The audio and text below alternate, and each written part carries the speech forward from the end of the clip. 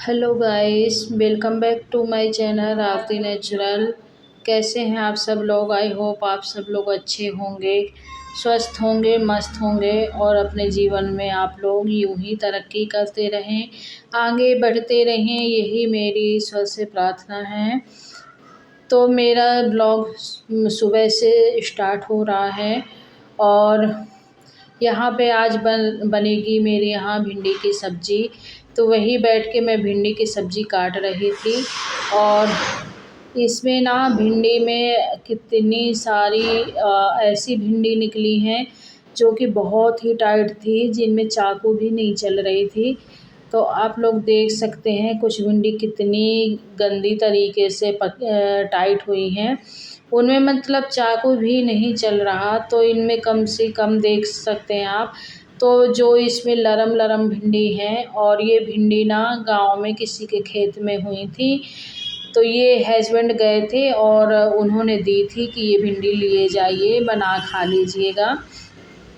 तो लेकिन मतलब इनमें से आधी भिंडी तो अच्छी निकली, जो कि एकदम नरम थी, मुलायम थी और अच्छे से कट जा रही थी, और आधी भिंडी बिल्कुल ऐसी निकल गई कि इतनी ज़्यादा टाइट कि जिनमें चाकू भी नहीं गप रहा था।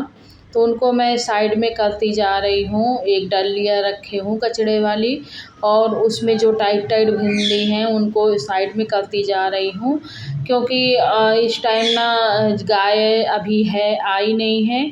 जब शाम को आती है रोज़ मेरे घर में, रोज़ गाय अंदर आ जाती है।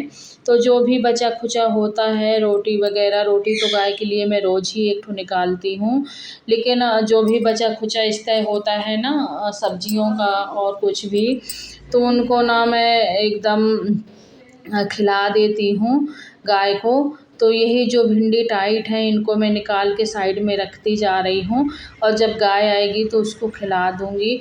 और आप लोग देख सकते हैं कि मेरा मिट्ठू भी भिंडी खाने में बहुत माहिर है।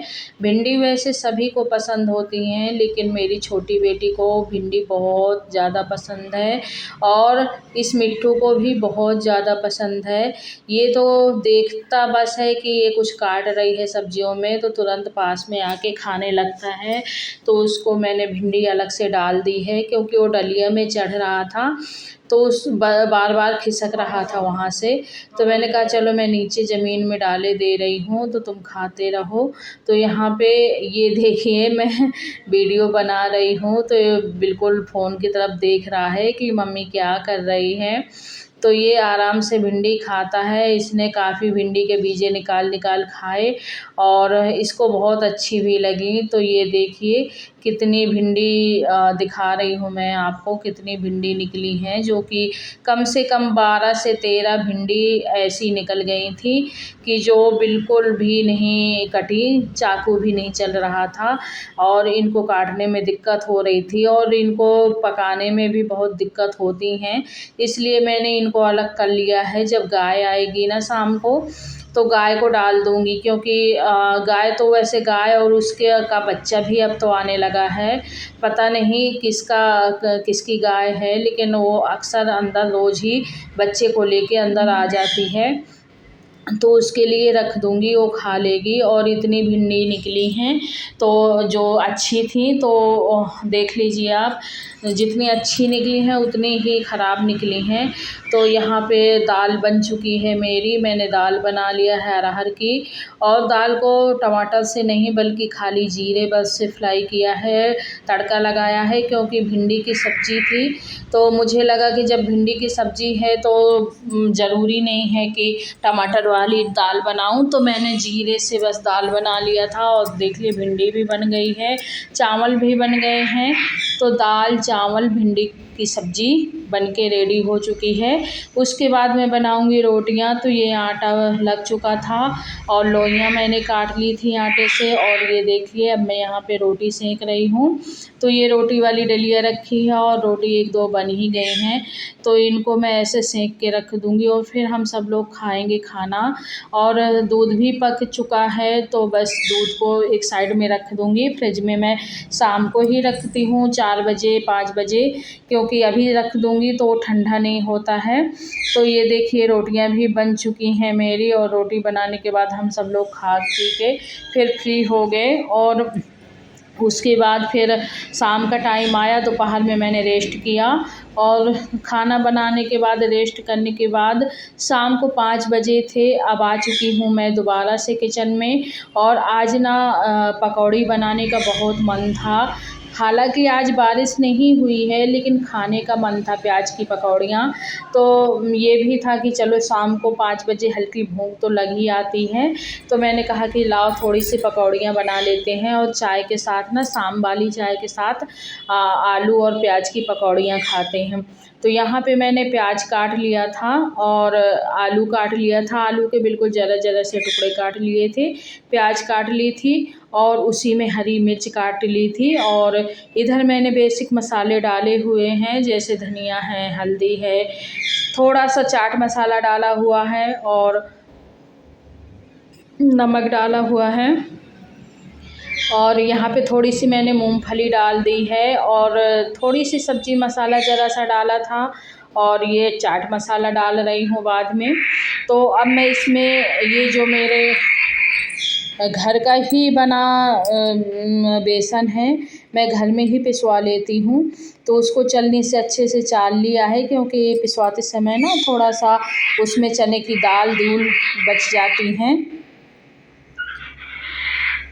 तो वही आप लोग देख सकते हैं, मैंने बेसन डाल दिया है, और बेसन डालने के बाद मैं मिक्स कर दूंगी नमक मिला के। आप टेस्ट के अकॉर्डिंग नमक डाल सकते हैं, तो मैंने यहाँ पे नमक डाला है अपने हिसाब से, और ये नमक ना परफेक्ट पड़ा था, बिल्कुल भी ना ही नमक ज़्यादा था पकौड़ियों में और ना ही कम था, परफेक्ट था।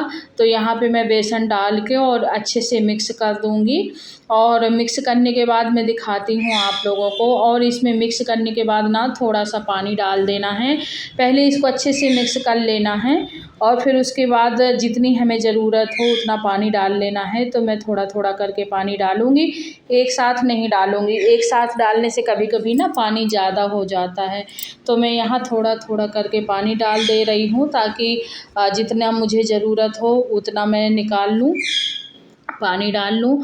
तो यहाँ पे देखिए, यहाँ पे थोड़ा थोड़ा करके पानी डाल दी हूँ और मिक्स करके रख ली हूँ। आप लोग देख सकते हैं एकदम मिक्स हो चुका है, और मैंने कढ़ाई में रख दिया था तेल, रिफ़ाइंड ऑयल रखा है। और वैसे रिफ़ाइंड ऑयल हम लोगों को नुकसान करता है, मतलब हाँ ज़्यादा खाना नहीं चाहिए, नुकसान करता है, पर कभी कभार चल जाता है। कौन सा रेगुलर में रिफ़ाइंड ऑयल, रेगुलर में तो मैं सरसों का तेल ही, वो भी घर का बना ही, घर का पेराया हुआ, घर में ही फटक के बनाती हूँ, वही इस्तेमाल करती हूँ। लेकिन अभी कभी कभार रिफ़ाइंड भी चल जाता है, तो रोज़ नहीं खाना चाहिए रिफ़ाइंड, कभी कभार में नहीं नुकसान करता। तो यहाँ पे मैं सारी पकौड़ियों को इसी तरह कर के तल लूँगी थोड़ा थोड़ा देर में। तो ये देखिए पकौड़ियाँ मेरी एक साइड से पक चुकी हैं, तो मैं इनको पलटा के दूसरी साइड भी पका लूँगी। और बहुत ही टेस्टी बनी थी, बहुत अच्छी लग रही थी, और टमाटर की चटनी के साथ एकदम खाइए, और बहुत तीखी भी बनी थी, बहुत मस्त लग रही थी। फिर चटनी तो नहीं हम लोगों ने लिया, क्योंकि सॉस में किसी ने सॉस में खा लिया, और किसी ने चाय के साथ बस खा लिया। तो इसी तरह मैंने ना, लेकिन टमाटर की चटनी के साथ और भी अच्छी लगती हैं। तो फिर ये देखिए यहाँ पे मैं इसी तरह निकाल लूँगी, सारी पकौड़ियों को तल के अच्छे से निकाल लूँगी। तो यहाँ पे देखिए कुछ पकौड़ियाँ निकल आई हैं, तो मैंने आंसू को बोला कि चलो आगे खा लो। तो ये देखिए आंसू खा रही हैं, मैं आपको दिखा रही हूँ कितनी अच्छी पकौड़ियाँ बनी हैं ना, खाने में भी बहुत टेस्टी बनी थी। तो यहाँ पे देखिए, और कलर भी इनका बहुत प्यारा आया था, एकदम गोल्डन कलर में तल गई थी, और खाने में भी बहुत मस्त थी। तो ये छोटी वाली बेटी आंसू ने उठाया, ये बोलती है माँ मैं टेस्ट करके देखती हूँ। तो इसने खाया और बोली कि बहुत अच्छी बनी है माँ। तो बस मैंने कहा चलो फिर खाते जाओ। और इधर देखिए मेरी पकौड़ियाँ बन के हो चुकी हैं रेडी। और अभी जो बेटर बचा था ना पकौड़ियों वाला, वो भी मैंने दोबारा से तल लिया है। उसमें कुछ बेटी को दे दिया था, 2 प्लेटें बनी थी भर भर के। तो फिर उसी में मैं, हस्बैंड और मेरी अम्मा और बेटी चारों लोगों ने खाया चाय के साथ। और शाम की हमारी चाय और ये भजिया, जिसको बोलते हैं प्याज के पकौड़ों को, प्याज और आलू के पकौड़े। और चाय भी मेरी एक तरफ मैंने रख दी है, क्योंकि साथ में पकौड़ों के साथ चाय बहुत ही अच्छी लगती है। तो फिर मैंने एक तरफ रख दिया चाय भी पकने के लिए। और मेरी चाय जब तक पक रही है मैं धीमी करके रख दूँगी, तब तक हम खाएंगे पकौड़े। और पकौड़े खाने के बाद फिर चाय को छान के सबको चाय दे दूँगी। तब तक ये रखी है तो पकती रहेगी, धीमी आंच में पकती रहेगी। और मैं मंगोड़े लेके अब जाऊँगी खाने और सबको भी दूँगी। तो ये देखिए, ये कुछ बेटर बचा था, तो जिनको यहाँ पे ना थोड़ा सा मैंने पोहा बनाया, तो पोहा भी खाया और पोहा भी बहुत अच्छा लगा सबको। देखो ये दिया मैंने पोहा खाने के बाद फिर आज का मेरा डिनर यही था। और हम लोगों ने फिर इसके बाद कुछ नहीं खाया पिया, चाय पोहा और चाय पकौड़े यही खाए। और उसके बाद फिर हम लोगों ने डिनर में, चूँकि रोटी रखी थी, सुबह की सब्ज़ी भी रखी थी, लेकिन हस्बैंड ने थोड़ी सी दूध में रोटी खाई 2 ठो। लेकिन क्योंकि उनका बिना रोटी के मन नहीं भरता, तो उन्होंने 2 रोटी दूध में खाई। और यहाँ पे अब मेरी बेटी आ चुकी है अपनी अलमारी में जो कपड़े रखे थी ना उनको सेट करने। तो चूँकि रात भी हो चुकी थी, लेकिन ये था कि मैंने कहा बेटा अभी मत परेशान हो, कल सुबह कर लेना। लेकिन बोली कि नहीं माँ अभी कर लूँ, क्योंकि फिर सुबह से स्कूल हो जाता है और फिर दोपहर में आओ थके थकाए तो लगेगा कि अब थोड़ी देर कुछ ना करो, फिर शाम को क्लास हो जाती है तो हो नहीं पाता। तो मैं अभी इसको सेट किए ले रही हूँ, क्योंकि अभी ये गौरी व्रत में जाती थी ना, तो जितने कपड़े थे निकाल निकाल के पहन जाती थी। और सारे कपड़े ऐसे मतलब आके रख देती थी, मैं तह करके रखती थी, लेकिन बीच में फिर निकाल ले जाए। तो इसी तरह वो सेट उनका बिगड़ चुका था। तो आज वो ना सारे कपड़े अपने सेट कर करके रख रही है, ताकि इसके सारे कपड़े। और ये भी था ना कि चूहा, हम लोगों के यहाँ चूहा बहुत आते हैं, तो चूहों की भी दिक्कत हो जाती है कि कपड़े कहीं ऐसा ना हो कि कपड़े खुतोड़ दें चूहे।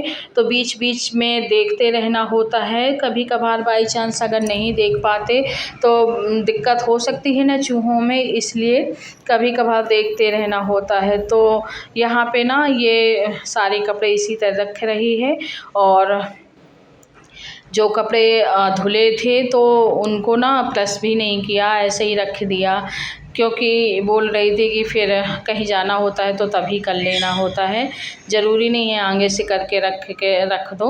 और अब ये ना ये बोल रही है मम्मा मैं थक गई हूँ माँ, और मैं इसमें बैठ के अब आराम से कपड़ों को रख रही हूँ। मैं बोल रही हूँ इसको कि बेटा अभी मत रखो, कल सुबह रख लेना, या फिर जिस दिन छुट्टी का दिन हो उस दिन सुबह रख लेना। तो ये ना मान नहीं रही है, बस मस्ती के मूड में है। ये देखिए, ये बैठ के ना खिड़की खुद ही बंद कर रही है। तो मैंने डांटा कि खिड़की नहीं बंद किया जाता बेटा, तो खोल दी है। अब बोल रही है कि थक